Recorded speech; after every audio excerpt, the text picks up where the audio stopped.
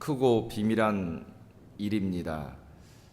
그런데 아마 이 제목을 바꿔보면 우리 장로님께서도 기도하셨던 것처럼 우리는 끝이라고 생각하지만 인생이 끝자리라고 바라보지만 항상 성경은 그때 시작이라고 말씀해 주고 있습니다. 여러분, 요즘 전 세계 이목이 마음이 브라질에 가 있습니다.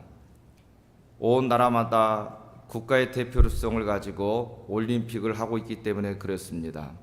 그런데 정작 축제와 기쁨으로 들떠야 될 브라질은 어떻습니까?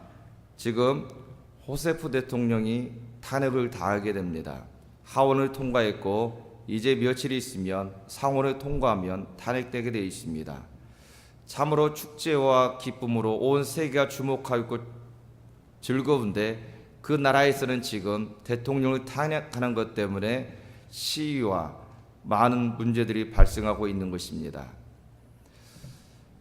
이처럼 한 나라 안에 축제와 또 어려움이 있는 것, 그 나라는 하나님의 크고 놀라운 일은 어디에 있을까?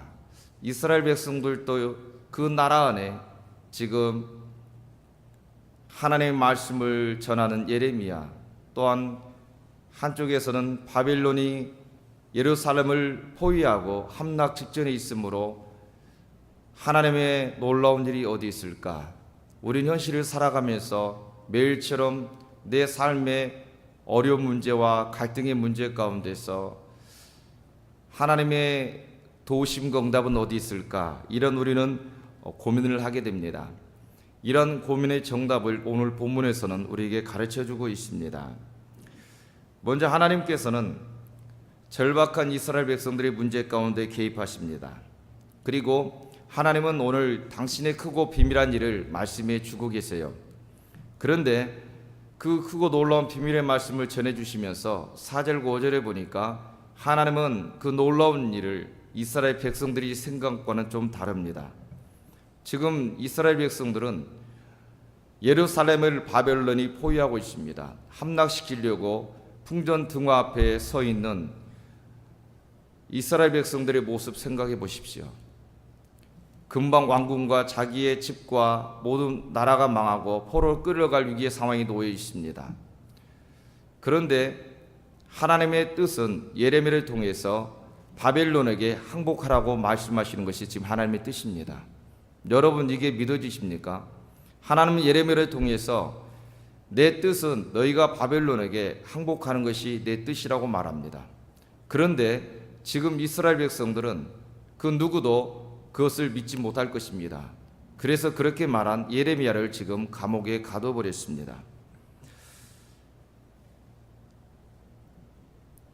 왕과 백성들은 생각하기를 하나님과 함께하니까 하나님이 그들의 손을 포개고 또 그들이 하나님의 손을 포개는 선민이다 보니까 바벨론이 망하든지 아니면 하나님이 감동하시고 개입하셔서 저들이 이곳에서 자기 나라로 돌아갈 것이라고 생각할 수도 있습니다.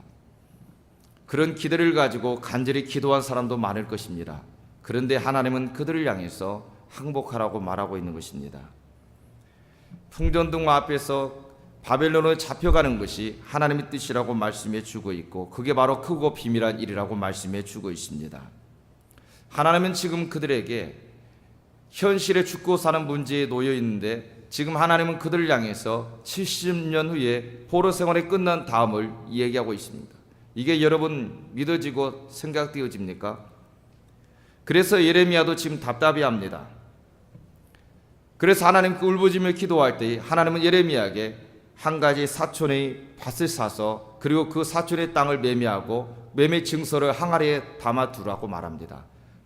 이걸 통해서 앞으로 바벨론 포로가 끝난 다음에 하나님께서 어떻게 일하실 것인가를 예레미야에게 지금 말씀해 주고 있는 것입니다. 예레미야 이런 일들을 통해서 하나님 일하심을 깨닫고 있는 사람이 예레미야입니다. 그리고 하나님은 지금 이스라엘 백성들이 포로로 끌려가는 것, 믿는 자들이 믿지 않는 자들에게 항복하는 것이 하나님의 크고 놀라운 일이다. 하나님은 더 나아서 뭐라고 말씀합니까? 이스라엘 백성들을 돌아보지 않는 것이 하나님의 뜻이라고 말합니다. 이스라엘 백성들은 지금 적들 앞에서 몸부림치면서 하나님의 시선과 하나님의 놀라운 능력의 팔에 그들을 붙잡고 있을 것이라고 생각합니다. 그런데 하나님은 나는 너희의 손을 붙잡고 너희를 붙들어 주지 않고 있다고 말씀해 주고 있습니다. 그것이 바로 크고 놀라운 비밀한 일이라고 말씀해 줍니다. 믿는 자들은 격분합니다. 예레미야가 항복하고 망할 것이라고 말하니까 격분할 수밖에 없습니다. 아무리 외쳐도 그들은 들으려 하지 않고 들리지도 않습니다. 그래서 4절 5절에 보니까 이스라엘 백성들은 이렇게 반응합니다. 바벨론에 있는 백성들이 흉벽 성을 공격하기 위해서 흙으로 쌓아 올리기 시작합니다. 그러자 이스라엘 백성들은 자신의 왕국을 헐어버립니다. 자신의 집도 다 헐어버리고 그들과 싸우려고 자기들도 쌓아 올리고 또 쌓아 올립니다. 하나님께서는 항복하라고 그랬는데 이스라엘 백성들은 싸우는 것이 맞다고 생각해서 왕궁과 집까지 헐어서 계속해서 싸우려고 나아가고 있습니다. 왜 그렇습니까? 내가 믿는 하나님께서 나라와 가정을 지켜주실 것이라고 합당하게 생각하고 있기 때문에 그들은 계속해서 쌓아올리고 있는 것입니다. 하나님의 백성이니까 하나님께서 우리를 도와주시고 우리가 싸울 때 함께 할 것이라고 생각하기 때문에 우리의 왕궁까지도 내 집까지도 허물면서까지 바벨론과 대항해 싸우려 하는 이스라엘 백성들의 모습을 볼 수 있습니다. 나는 당연하다고 생각하기 때문에 죽고 사는 문제 앞에서 하나님의 음성이 들리지 않습니다. 이것이 바로 하나님의 놀라운 크고 비밀한 일이라고 말해줍니다. 이것이 바로 우리의 생각입니다. 하나님은 무조건 나를 잘되게 하고 내가 원하는 것, 내가 생각하는 모든 것을 하나님 도와줄 것이라고 생각하는 것이 바로 우리의 생각의 한계입니다. 그 누가 하나님께서 파괴하고 무너지고 그리고 그곳에 새롭게 이스라엘 백성들을 불러서 세우기를 회복시키기를 원하는 하나님의 뜻을 아는 자가 누가 있겠습니까? 하나님께서는 이곳이 무너져야, 이곳이 파괴돼야 새롭게 세우실 것을 하나님이 계획한데 무너질 것을 붙잡고 무너질 것을 견고히 더 세워나가는 이스라엘 백성들을 볼 수가 있습니다. 그리고 무너질려만 될 부분을 붙잡고 또 파괴될 부분을 붙잡고 그들은 내 집과 왕궁까지 파괴시키면서까지 자신을 지키고 싶어하는 이스라엘 백성들을 보여주고 있습니다. 그들은 삶의 기초가 어디에 있었습니까? 바로 하나님께 있었습니다. 이스라엘 백성들에게는 하나님이 원하는 건 하나밖에 없었습니다. 나를 향하는 너의 마음이라는 거죠. 이스라엘 백성과 내가 결혼했다는 거예요. 그런데 이스라엘 백성들을 향한 하나님의 마음을 말합니다. 예레미 2장 19절에 잘 말씀해 주고 있습니다. 내 하나님 여호와를 너희가 버림과 내 속에 나를 경외함이 없는 것이요 그것이 죄요 고통인 줄 알라. 하나님께서는 이스라엘 백성들의 가장 큰 기초가 하나님을 버렸고 하나님을 경외함이 없다는 거예요. 내 속에서 하나님을 버리고 하나님을 경외함이 없는데 그것을 아무리 화려하게 쌓은들 내가 거기에 있겠느냐. 모든 기초를 다 무너뜨린 다음에 내가 바벨론 포로가 끝난 다음에 새로운 백성으로 처음으로 아름답게 세울 것이라고 말씀해 주고 있습니다. 그러기 위해서는 지금 하나님을 버리고 그리고 하나님 인정치 않은 모든 것을 다 버려야만이 그들은 살 수가 있는 것입니다. 그래서 하나님은 그들에게 항복하라고 크고 놀라운 비밀을 아무리 외쳐도 그들 귀에는 들어오지 않냐고 무너질 것 망할 것을 붙잡고 살아가고 싸우고 나아가는 이스라엘 백성들을 보여주고 있습니다. 우리는 이 세상 살아갈 때에 우리의 생각과 고정적인 관념을 벗어나지 못하는 경향이 있습니다. 1991년 이제 가을이었습니다. 많은 비가 일본에도 내렸습니다. 폭우가 내렸습니다. 그럴 때에 그 유명한 사과밭인 아오모리 현에서 모든 사과들이 다 떨어져 버렸습니다. 저희 큰 집에서는 과수원했기 때문에 이 사과가 떨어질 때에 배가 떨어질 때의 고통이 얼마나 큰지는 알 수 있습니다. 큰아버지께서는 밤마다 비가 오면 새벽 2시, 3시에도 나갔고 또 바람 불면 가지가 처진 것을 땅에 닿으면 썩으니까 기둥을 세워주고 또 새들이 파먹을까봐 일일이 봉지를 씌워주고 해충이 올까봐 약을 치며 또 풀을 베는 정성을 다하는 것입니다. 그리고 가족들에게는 썩은 것 떨어진 것을 주면서 가장 상품이 좋은 것을 파는 것입니다. 그런데 아오모리 현에서도 사과 유명한 원산지에서도 사과가 그런 정성을 다했는데 우주는 다 떨어져 버렸습니다. 10개라면 9개가 다 떨어져 버렸습니다. 이를 바라본 농부의 마음은 얼마나 고통스러울까요? 어떻게든 회복시키려 보지만 한 박스에 사과를 넣어서 팔려고 보니까 9개가 다 짓눌리고 썩어 있습니다. 오직 괜찮은 건 하나밖에 없는 것입니다. 모든 사람은 어떻게 할까 고민하고 있습니다. 그런데 한 사람이 있습니다. 그 사람은 9개의 땅에 떨어지고 썩은 것을 보는 것이 아니라 나무에 달린 한 개가 보이기 시작하더라는 것이죠. 한 개가 보이기 시작하더니 이렇게 바람이 불고 폭우가 쏟아짐에 불구하고 그렇게 튼튼한 가지에 튼튼하게 붙어있는 사과 하나가 그의 시선을 사로잡습니다. 그리고 그에게는 9개는 사라져버리고 하나에만 관심 갖기 시작합니다. 이렇게 풍랑과 파도가 오는데 바람이 부는데도 붙어있는 하나의 귀한 이 사과 이름을 짓습니다. 바로 합격사과라고 자기는 지었습니다. 합격사과라고 하나를 짓고 예쁘게 포장합니다. 그리고 사람들에게 합격사과, 이 사과는 바람이 불어도 폭우가 쏟아져도 떨어지지 않았던 이 사과입니다. 그럴 때에 당시의 사과 하나의 10배인 10,000원을 받았습니다. 근데도 수험생이나 모든 시험 보는 사람들은 합격사과를 먹여야 된다. 그렇게 튼튼한 가지에 붙어있는 사과를 먹여야 된다. 그래서 돈이 아깝지 않을 정도로 그 사과를 사는 데에 부족해서 팔지를 못했습니다. 모든 사람들은 9개 집중한 나머지 붙어있는 하나에 집중했을 때에 그 사람은 놀라운 일을 경험하는 것입니다. 또 하나 있습니다. 여러분 사파리 공원 기억하시죠? 바로 차를 타고 가면서 돌아다니는 짐승을 볼 수 있는 게 사파리 공원입니다. 이 사파리 공원의 유래가 어떻게 생겼습니까? 한 아주머니에게서 시작됐습니다. 예전에 어느 시골에 문이 없었을 때 시골이 있었습니다. 그런데 짐승들이 있기 때문에 짐승을 막아줄 만한 문이 없었습니다. 그런데 어느 날 이 부부가 밖을 나가야 됐습니다. 긴박하게 자녀를 두고 밖에 나가야 될 상황이 찾아왔습니다. 그런데 자녀를 둘 수가 없는 거예요. 왜요? 언제는 일이든지 다른 짐승이 와서 자녀를 해야 할 만한 문이 준비되어 있지 않기 때문에, 보호할 만한 것이 없기 때문에 나갈 수가 없는 거예요.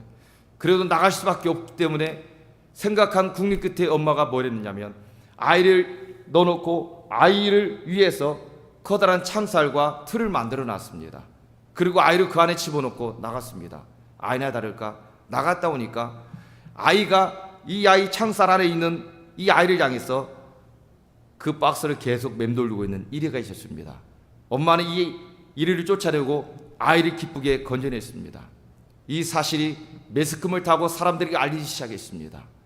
그러면서 동물원에서 일하는 한 직원이 좋은 아이디어가 생각났습니다. 이걸 한번 바꿔보자. 지금까지 동물을 가둬놓고 모든 사람들이 구경했는데 이제는 거꾸로 한번 바꿔보자. 자연에 있는 그대로 동물을 풀어놓고 사람들이 큰 차에 망을 만들어 놓고 마음껏 동물을 구경하자. 거꾸로 바꿔봤습니다.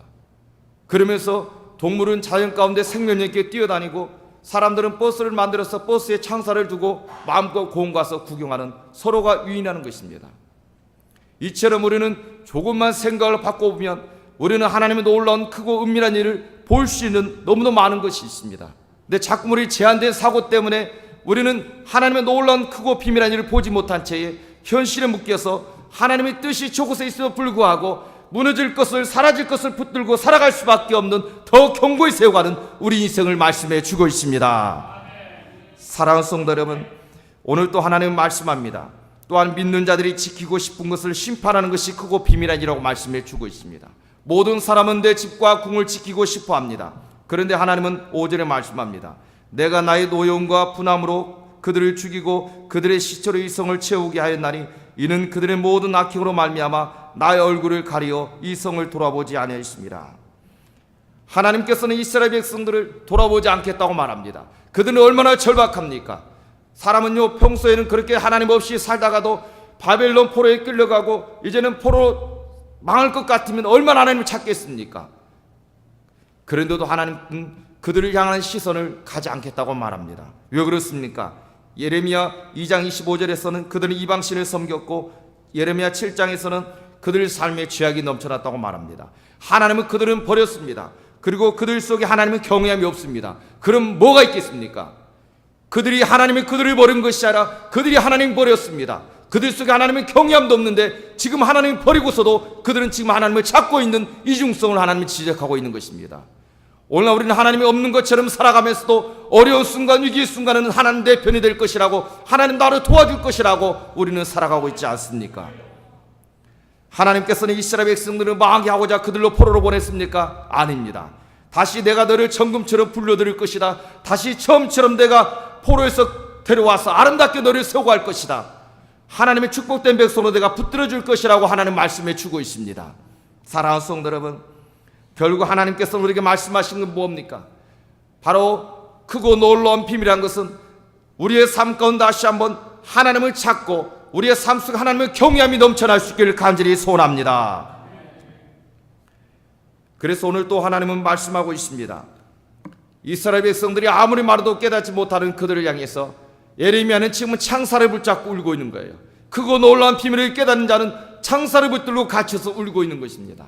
그러나 그걸 깨닫지 못하는 자들은 지금 밖에서 하나님 뜻인 것처럼 성을 부수고 집을 부수면서까지 탑을 올리고 바벨론과 싸우기 시작합니다.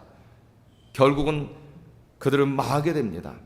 결국 하나님의 역사, 하나님의 뜻대로 역사는 움직여지고 하나님 뜻대로의 삶은 진행된다는 사실입니다. 사랑하는 성도 여러분, 이 놀라운 비결이 어디 있습니까? 바로 십자가에 있다고 성경은 말씀해 주고 있습니다. 하나님의 그 놀라운 비밀은 십자가이십니다. 십자가의 비밀을 깨닫는 자는 이 세상을 하나님 신 아름다운 축복의 땅으로 생각하고 기쁨으로 즐겁게 마음대로 살아갑니다. 그러나 십자가 비밀을 깨닫지 못하는 사람 날마다 세상과 환경과 물질의 건강에 사로잡혀 살아갈 수밖에 없는 것입니다. 이스라엘 백성들은 바벨론 포로에서 돌아오는 것은 하나님의 크고 놀라운 비밀의 역사였습니다. 세상 가운데 사랑하는 부름받은 성도들도 하나님의 크고 놀라운 비밀을 깨닫는 자들입니다. 바벨론 포로로 잡혀가는 것이 망하는 것처럼 보이지만 망하는 것이 아니고 하나님께 더 놀라운 아름다운 길을 걸어가는 길이라는 것입니다. 우리가 십자가 앞에 갈 때 나를 부인하고 망하는 것처럼 보이지만 십자가 앞에 갈 때마다 내가 살아나고 내게 기쁨이 있고 능력이 있다는 사실을 기억하시길 바랍니다. 예수 그리스도의 십자가를 내가 부인하고 내가 망하는 것처럼 연약한 것처럼 보이지만 십자가 앞에 갈 때마다 주의 놀라운 능력이 살아나는 것입니다. 그래서 내가 죽어야 예수가 살고 내가 약해야 주님의 위대하심이 드러나고 내가 부족해야 풍족하신 주님을 경험할 수 있기 때문에 그렇습니다. 그래서 십자가 앞에 갈수록 사도 바울은 뭐라고 합니까? 나는 날마다 죽노라. 나는 죄인 중에 괴수다. 나는 할 것이 아무것도 없고 나는 자랑할 것도 없는 난 연약한 존재에 불과하다는 것입니다. 그러한 자를 통해서 하나님은 시대를 바꾸고 로마를 바꾸고 역사를 바꿨다는 사실을 기억하시길 바랍니다. 내가 부족하기 때문에 십자가의 도가 멸망하는 자들은 미련한 것이요 구원을 얻는 우리에게는 하나님 능력이라고 말씀해 주고 있습니다. 이 십자가의 비밀이 바로 저를 살리고 여러분을 살리고 공동체를 살리고 나라 민족을 살린다는 사실을 믿으시기 바랍니다. 크고 놀라운 비밀은 바로 십자가의 도가 있다고 말씀해 주고 있습니다. 바로 이제는 내가 산 것이 아니요 내 안에 예수 그리스도가 산 것이라는 것입니다. 예수가 살아야 여러분을 살리고 예수가 살아야 나를 살리고 그 예수가 우리의 건강과 삶도 살린 줄 믿습니다. 사랑하는 성도 여러분, 오늘날 우리는 이 세상에 이스라엘 백성처럼 믿는 자처럼 살아갈 때에 하나님의 크고 놀라운 비밀을 우리는 깨닫지 못하면 우리는 세상을 평생 방황하다 헤매다 가면서 주님 앞에 설 때에 우리는 어떡하시렵니까? 오늘 또 하나님의 크고 놀라운 비밀을 깨닫는 자는 어디에 있습니까? 지금 감옥에 갇혀서 창사를 붙들고 울부짖고 있는 것입니다. 그러나 지금 깨닫지 못한 사람은 세상에 갇혀서 건강의 사람과 물질의 현실에 갇혀서 헤매고 있는 것입니다.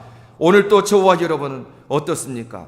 오늘 또 하나님 앞에 건강의 환경의 물질에 갇혀 있습니까? 아니면 정말로 하나님 앞에 그 능력을 체험하기를 원하십니까? 내가 잃은 것이 부족하고 연약하고 없는 것이 도리어 여러분들의 그 놀라운 비밀로 깨닫는 축복된 삶이 될 수 있다는 사실을 믿으시기 바랍니다. 내게 부족하고 없는 모든 것들이 나를 망하게 하는 것이 아니라 나를 멀리하는 것이 아니라 그것 때문에 하나님 앞에 회복되고 그것 때문에 복을 누리고 그것 때문에 은혜를 경험할 수 있다는 사실을 우리는 찾아야 할 것입니다. 사랑하는 성도 여러분, 오늘 또 저와 여러분의 삶이 하나님 그 놀라운 비밀의 뜻은 어디 있습니까? 한 나라 가운데서도 기쁨과 어려움이 있는 것처럼 오늘 또 시대 가운데 우리의 가정 가운데 삶 가운데 기쁨이 있고 어려움이 있습니다. 그럴 때 하나님 뜻이 어디 있습니까? 내게 어려움이 있다고 하나님 뜻이 없습니까? 내게 어려움과 고난 때문에 하나님 앞에 더 빨리 갑니다. 내게 있는 어려움과 아픔 때문에 더 주님 앞에 놀라운 일을 경험하게 되는 것입니다. 오늘 이 순간 이후로 저와 여러분이 하나님의 그 놀라운 비밀은 멀리 있지 않습니다. 오늘 또 뭐라고 말씀하고 있습니까? 너는 내게 부르짖으라. 내가 내게 응답하겠고 내가 알지 못하는 크고 비밀한 일을 내게 보이리라. 우리는 알 수가 없습니다. 에베소서처럼 지혜와 계시의 정신을 주실 때, 성령께서 깨닫게 주실 때 우리는 알 수가 있다는 것입니다. 우리는 부르짖어야 합니다. 우리는 엎드려야 합니다. 하나님께 나아가야 됩니다. 그럴 때 하나님께서 들려주시고 깨닫게 하실 줄 믿습니다. 세상에는 길이 없습니다. 오직 예수 외에는 길이 없고 예수 외에는 답이 없습니다. 오늘 이 시간도 저와 여러분이 많은 사람들이 사느냐 죽느냐 현실에 매였을 때 하나님 지금 70년 뒤를 말씀하고 있습니다.